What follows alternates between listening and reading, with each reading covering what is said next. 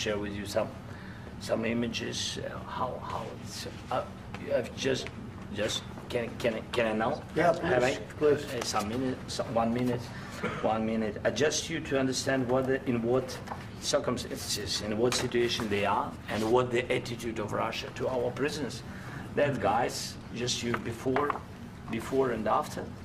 And you see before and after, just you to understand. Now thousands of such guys, ladies and men, there, and that, so they don't eat, they beat them, and they, so they do a lot of, bad things.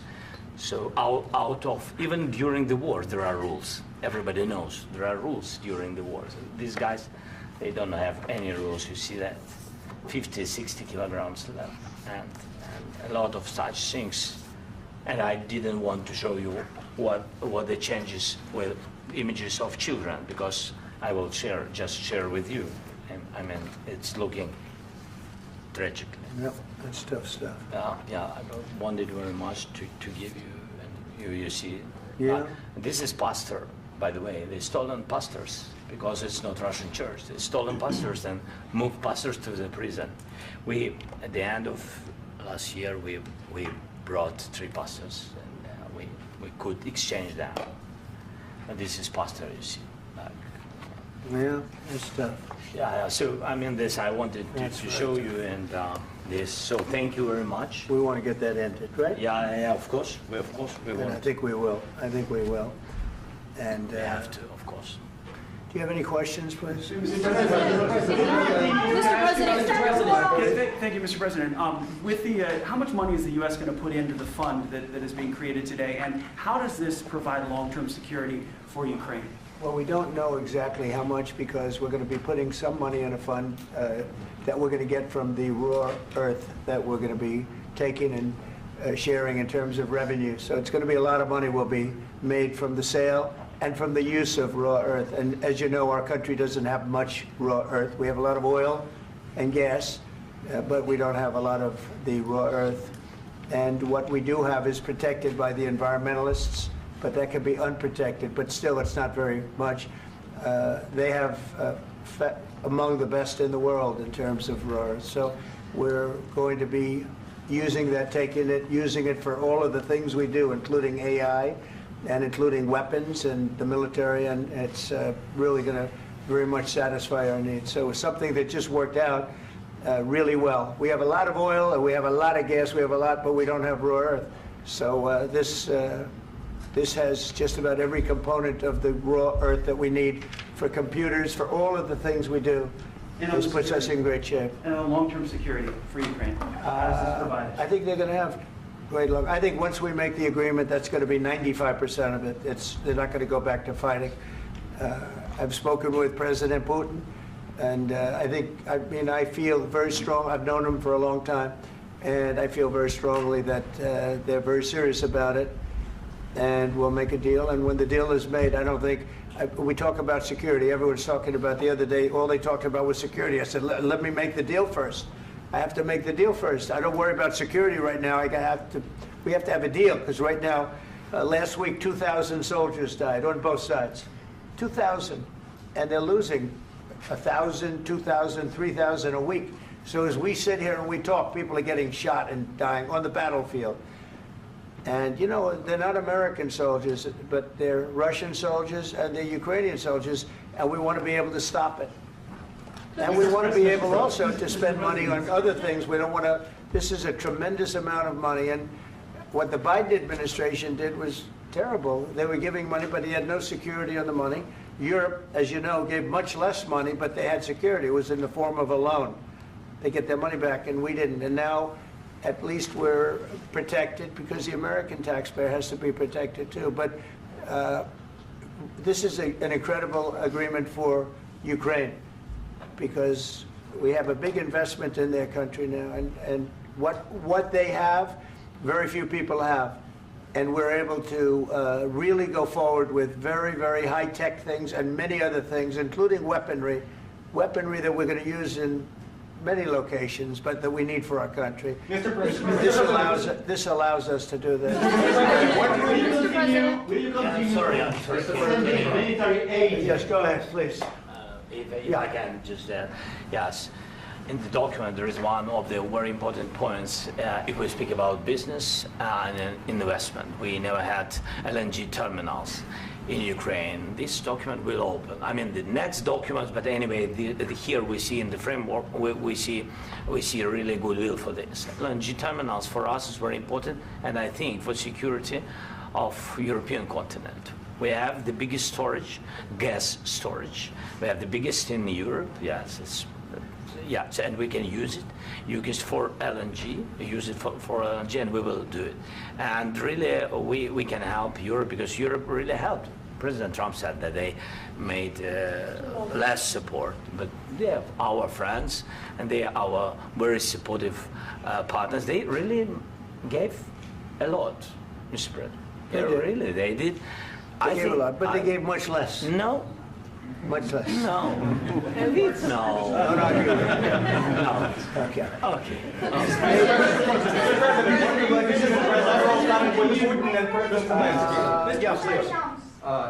Mr. President Trump, you have repeatedly called the deal with Ukraine as a historical one.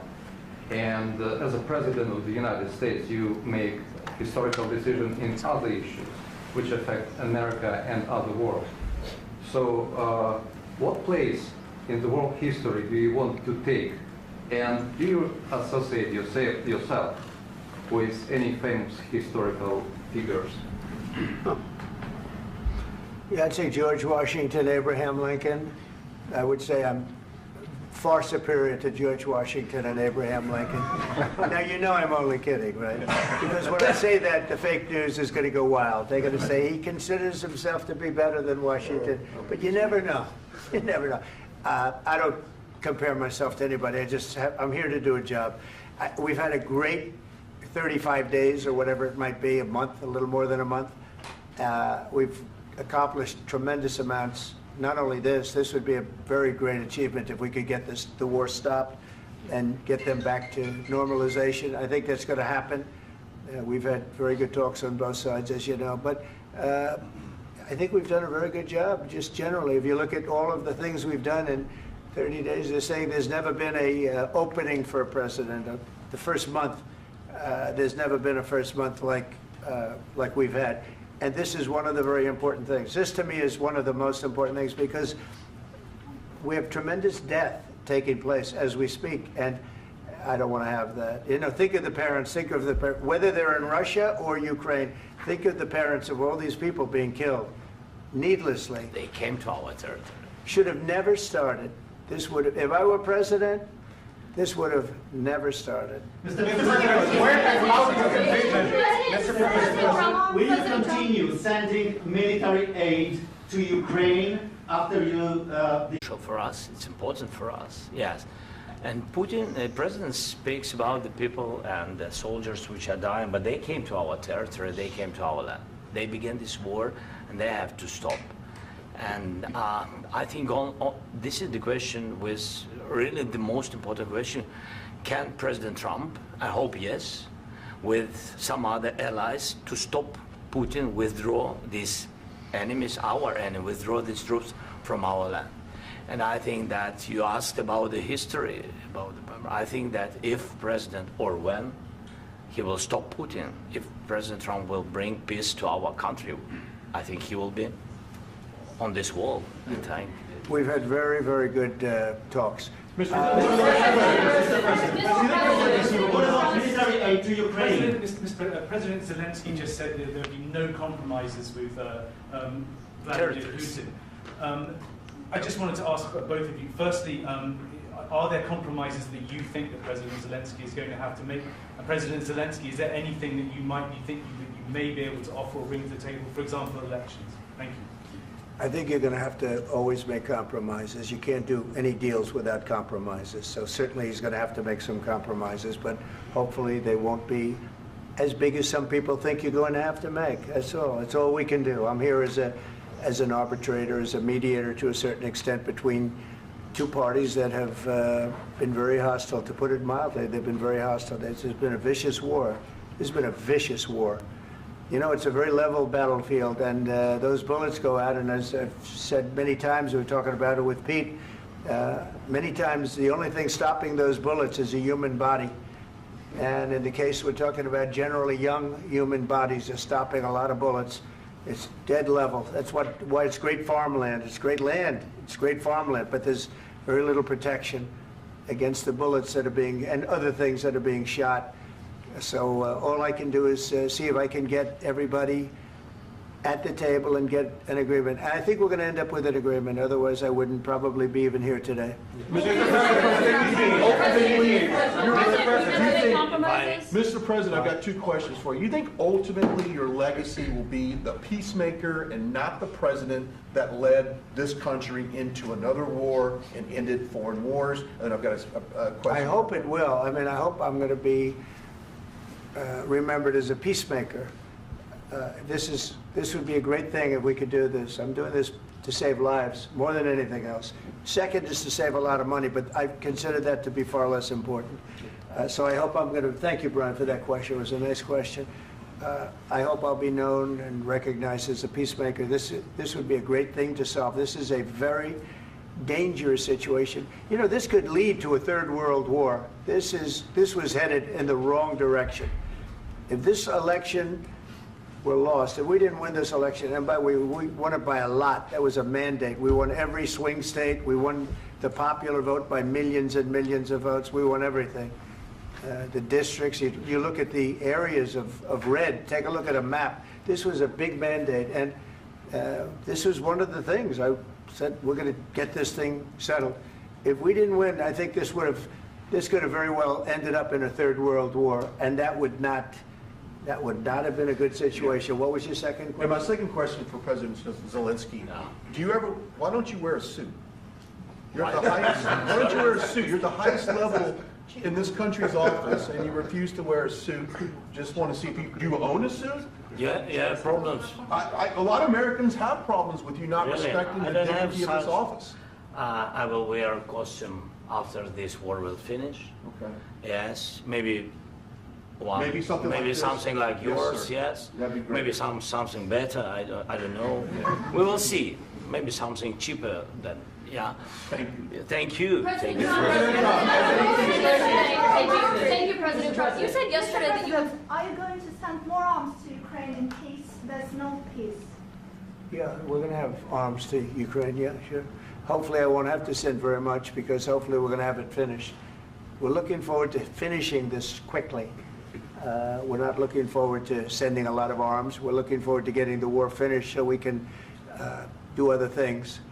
But we very much appreciate the agreement, because we needed what they had, and we're treating, you know, our country is now treated fairly. Biden didn't do that.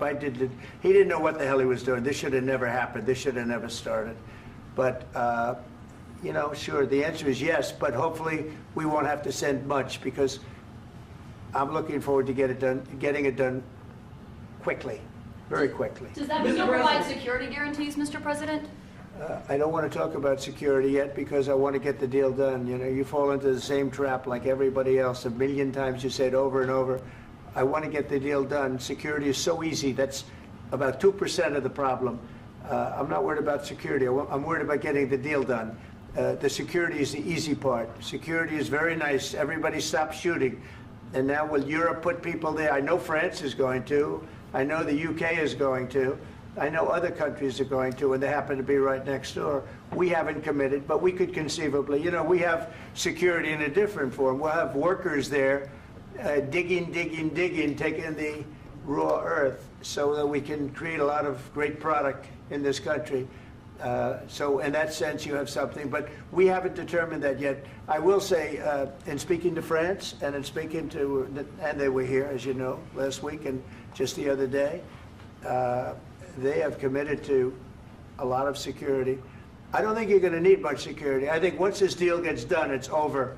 Russia's not going to want to go back, and nobody's going to want to go back. When this deal ends, I really believe this deal is going to be over. Yeah, please, go ahead. Thank you. Go ahead, Thank please. you. Yeah. Mr. President, thank you. You had Macron and Keir Starmer